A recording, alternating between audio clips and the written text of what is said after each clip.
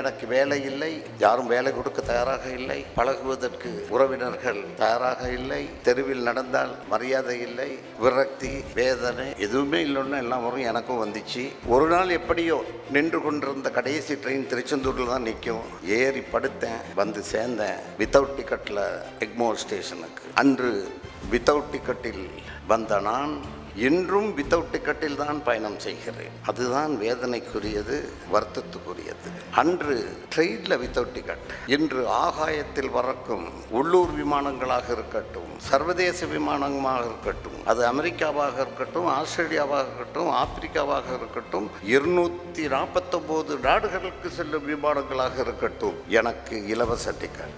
என்ன காரணம் என்றால் அத்தனை விமானங்களதும் டிக்கெட் ஸ்டாக்கிஸ் நான். அந்த பெருமைகளுக்கெல்லாம் உழைப்பு தான் காரணம் என்று சொல்லி சாதாரணமாக நான் கடந்து போக தயாராக இல்லை.